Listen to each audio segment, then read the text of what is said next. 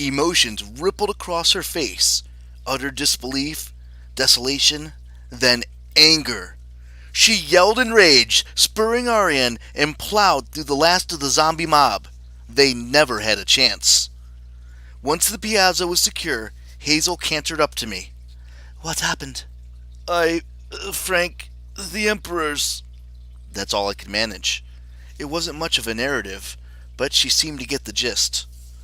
She doubled over until her forehead touched Arian's mane. She rocked and murmured, clutching her wrist like a ball player who had just broken her hand and was trying to fight down the pain. At last, she straightened. She took a shaky breath. She dismounted, wrapped her arms around Arian's neck, and whispered something in his ear. The horse nodded. Hazel stepped back, and he raced away, a streak of white heading west towards the Caldecott Tunnel. I wanted to warn Hazel there was nothing to find there, but I didn't. I understood heartache a little better now. Each person's grief has its own lifespan. It needs to follow its own path. "Where can we find Tarquin?" she demanded. What she meant was, who can I kill to make myself feel better? I knew the answer was no one. But again, I didn't argue with her. Like a fool, I led the way to the bookstore to confront the undead king. 2 Euronomi stood guard at the entrance, which I assumed meant Tarquin was already inside. I prayed Tyson and Ella were still on Temple Hill.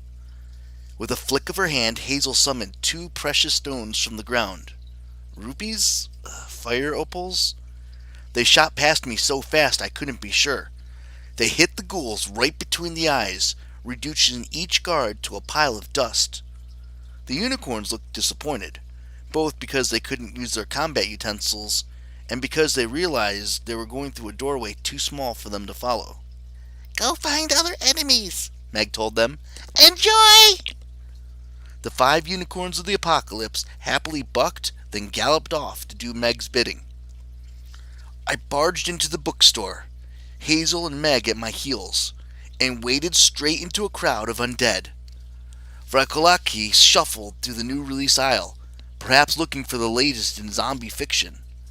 Others bonked against the shelves of the history section, as if they knew they belonged in the past. One ghoul squatted on a comfy reading chair, drooling as he pursued the illustrated book of vultures.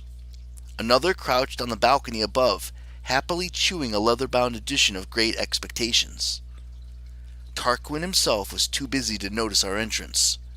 He stood with his back to us at the information desk, yelling at the bookstore cat. "Answer me, beast!"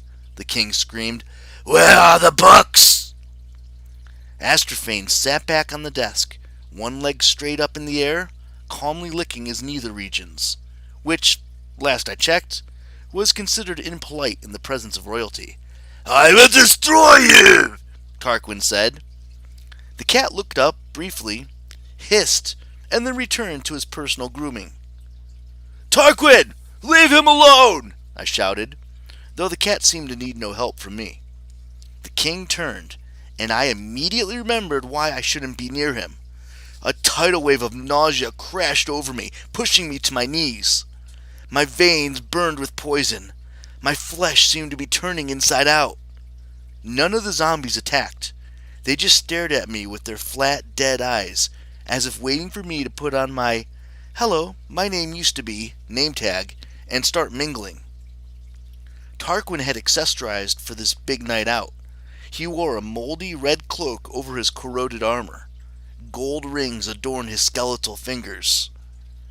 His golden circlet crown looked newly polished, making it clash nicely with his rotten cranium. Tendrils of oily purple neon slithered around his limbs, writhing in and out of his ribcage and circling his neck bones. Since his face was a skull, I couldn't tell if he was smiling, but when he spoke, he sounded pleased to see me. "Well, good. Killed the emperors, did you, my faithful servant? Speak!" I had no desire to tell him anything, but a giant invisible hand squeezed my diaphragm, forcing out the words. "Dead! They're dead!" I had to bite my tongue to keep from adding Lord.